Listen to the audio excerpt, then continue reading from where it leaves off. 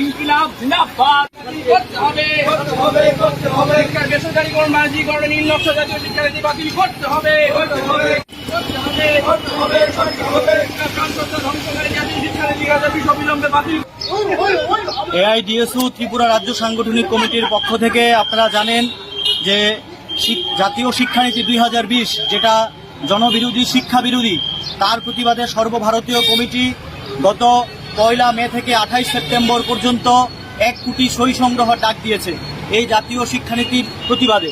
তারই অঙ্গ হিসেবে সারা রাজ্যব্যাপী সারা দেশব্যাপী আমাদের আন্দোলন চলছে।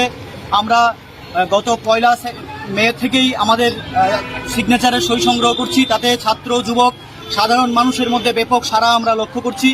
তাছাড়াও শিক্ষার রাজ্যের বিভিন্ন দাবি দাবা নিয়ে, যেমন 8ম শ্রেণী পর্যন্ত পাশ ফেল প্রথা নেই।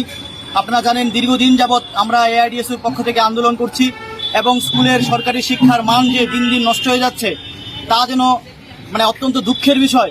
আমরা তার প্রতিবাদ জানাচ্ছি এবং শিক্ষক নিয়োগ, প্রতিটি স্কুল কলেজে প্রয়োজনীয় সংখ্যক শিক্ষক নিয়োগ করতে হবে। কলেজে অস্থায়ী শিক্ষক দিয়ে ক্লাস পরিচালনা হচ্ছে।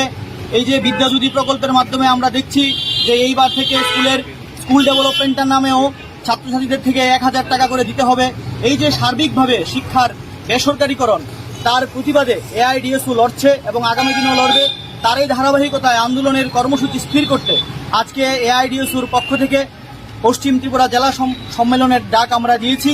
আমরা এই জেলা সম্মেলনের মাধ্যমে আমরা রাজ্যের ছাত্রছাত্রী, অভিভাবক, শিক্ষাবিদ, সকল শিক্ষাপ্রেমী মানুষের কাছে আমরা আবেদন জানাই যে শিক্ষা সংস্কৃতি মনুষ্যত্বকে রক্ষা করতে শিক্ষার উপর নেমে আসা ক্রমবর্ধমান রাজ্য এবং কেন্দ্রীয় সরকারের যে আক্রমণগুলো, সেই আক্রমণগুলোকে প্রতিহত করতে হবে। তার এই ধারাবাহিকতায় এই দাবি নিয়ে আমাদের আজকের এই বিক্ষোভ কর্মসূচি এবং প্রেস ক্লাবে আমাদের একটা অধিবেশন হবে পশ্চিম ত্রিপুরা জেলা সম্মেলন নিয়ে। আমি রামপ্রসাদ আচার্য, রাজ্য সম্পাদক।